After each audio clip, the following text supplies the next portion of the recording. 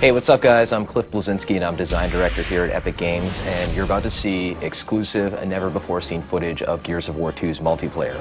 Now the first Gears was a success online, everybody plays it, they're still playing it, but we wanted to really take the game to the next level, and we have many more new multiplayer modes, we have new characters, we have new arenas, new execution moves. It's really a whole new game, and I think you're really going to like it, so let's check it out.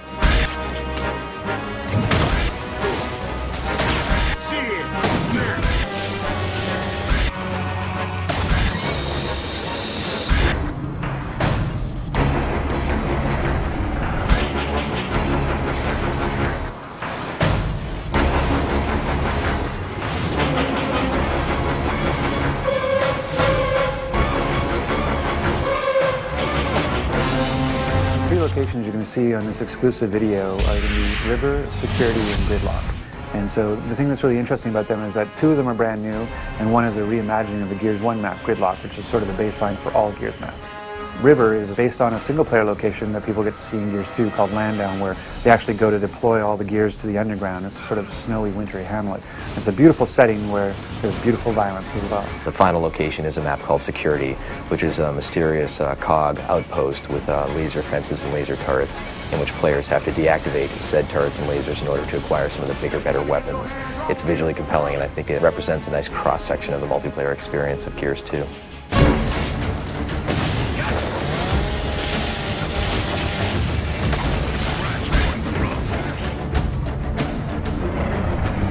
For Gears of War 2 multiplayer, there's a bunch of new things, and one of the biggest ones actually is that we've increased the player count. So we wanted to make Gears 2 multiplayer bigger, better, and more badass. One of the easiest primary ways we could do that, bang for buck, is to go to 5-on-5. Right now it really feels like a really good number of 10 players in the battlefield taking one another out, and it really kind of rounds things out nicely.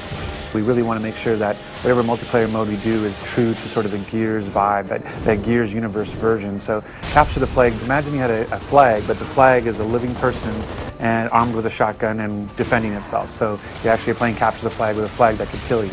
And so you have to go and you have to basically capture the flag by downing him and picking him up as a meat shield, and then you have to drag him back to this location to score a point. So it's capture the flag but done Gear style. So another mode that we're showing is again sort of a reimagining of a known style, which is the Wingman, where it's you and a partner playing against everybody else. We used to call it 2v2, v2, v2, v2. The fact that Gears is really all about co-op, it didn't feel right to have this sort of just last man standing kind of gameplay. It didn't resonate in our world. So when we looked at how we'd want to have that kind of gameplay, it really felt more like it had to be sort of a co-op experience. The third mode that you'll get to see in this exclusive video is something we call Guardian. And really what it is, it's Assassination 2.0, where Assassination was a mode we had in Gears 1, and that we actually fixed it or tweaked it a little bit in a title update to try to make it more fun. And we added the restriction that you had to execute the leader to kind of add to the assassination feel. But even then we felt like we could do more and said, what if the leader was the reason you're able to respawn? So as long as the leader is alive, your teammates can respawn, but as soon as the leader dies, then it's basically like Warzone. As soon as you die, you're out. By just making that simple little change, we were able to kind of create this whole new sort of feel to Guardian.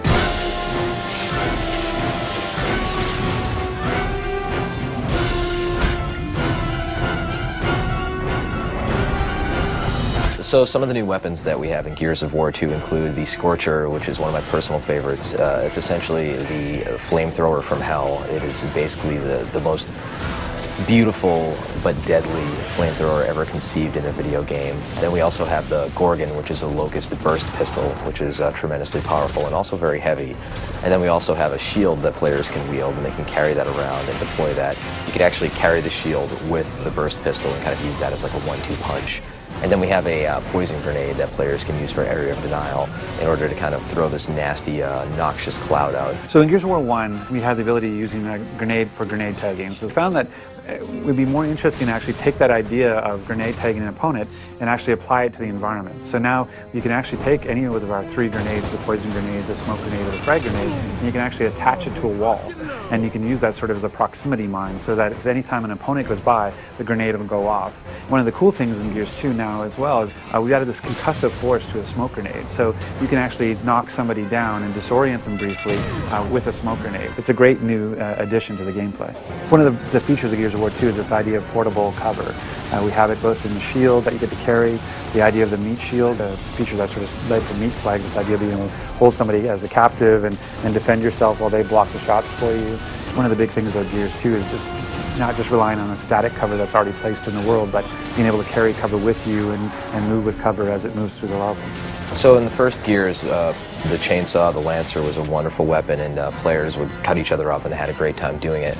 But we never really got into the whole idea of if two players came at each other with a chainsaw, what would happen. It was essentially random who won.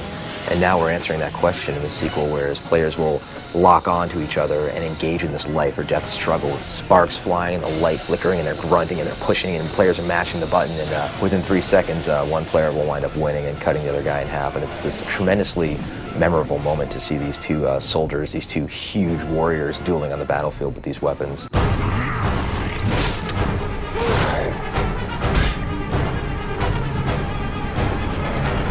In Gears 2, when you knock somebody down but not out, first of all, they can try and crawl away from you. But if you do happen to get a hold of your enemy, you can first take them hostage, which is called meatbagging them, so you're kind of holding them as a human hostage, human shield. You can also finish them off by then breaking the character's neck and dropping them on the ground. Or if you want to, while the foe is crawling away, you can hit the Y button to do an execution. And there's all sorts of crazy ones, from using the long shot sniper rifle like a sledgehammer, to using the torque bow to popping the enemy's head off, to climbing on top of them and just beating the crap out of them.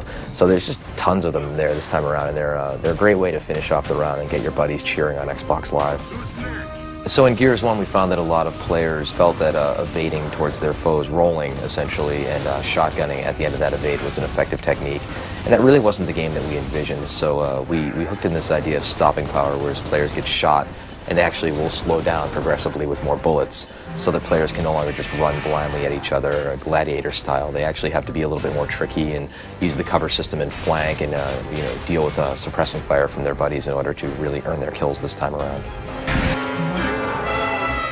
Gears 2 is bigger, better, and more badass, and the multiplayer most certainly shows that. We have amazing new game modes. We're shipping with at least 7. We have great new multiplayer arenas. We have nasty new weapons, grisly new executions, a larger scale of the multiplayer, and I think players are going to be pleasantly surprised with the complete package that we're delivering for them.